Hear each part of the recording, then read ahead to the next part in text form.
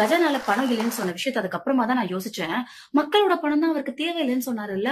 அப்புறம் எதுக்கு கஜானாவோட பணத்தை பத்தி யோசிச்சாருன்ட்டு எனக்கு ஒரு அதே மாதிரி ஃபர்ஸ்ட் கையெழுத்து 200 யூனிட் ஃப்ரீ அப்படின்னு சொன்னாரு. 200 யூனிட் ஃப்ரீன்னு சொல்லிட்டு அதுக்கப்புறமா இல்ல ஆல்ரெடி 100 யூனிட்ஸ் இருக்கும். 500 யூனிட்ஸ் யூஸ் பண்றவங்களுக்கு மட்டும் தான் 200 யூனிட்ஸ் ஃப்ரீ. மத்தபடி ஆஸ் யூசுவல் 100 யூனிட்ஸ் எப்பவும் ஃப்ரீ அப்படின்னு சொல்லிட்டு என்ன ப்ரோ இப்படி மாத்தி மாத்தி பேசுறீங்க? அது வந்து எப்படி ப்ரோ மிடில் கிளாஸுக்குலாம் செட் ஆகும்? முதலமைச்சரை பொறுப்பேற்ற உடனே அந்த பிரச்சாரத்துல எப்படி நீங்க கத்துனீங்க? திமுக அப்படி, அதிமுக இப்படி, அவங்க இப்படி, அவங்க அப்படி. அதெல்லாம் முடிஞ்சு ஒரு போராட்டத்துக்கு அப்புறமா நீங்க முதலமைச்சர் ஆயிட்டீங்க.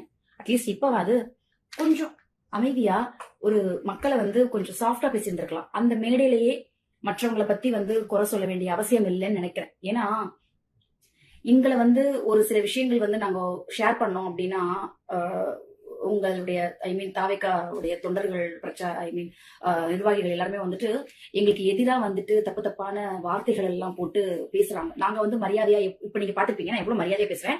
ஆனா அவங்க வந்து பாத்தீங்கன்னா அவ்வளவு வந்து ஒரு மாதிரி இதா பேசுறாங்க, ரூடா பேசுறாங்க. சோ அதுக்காக சொல்றேன், நீங்க மத்தவங்க எல்லாம் எதுக்கு பாத்துட்டு நம்ம வந்து முதலமைச்சர் ஆயிட்டோம், இனிமே எதுக்கு அவங்கள பத்தி எல்லாம் பேசணும்?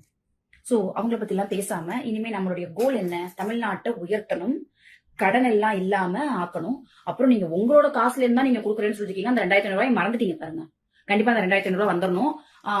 அப்புறம் 2500 ரூபாய் உங்க பணத்துல எப்படி கொடுப்பீங்க? மாசம் 1 லட்சம் கோடி அப்படின்னா வாட் ப்ரோ?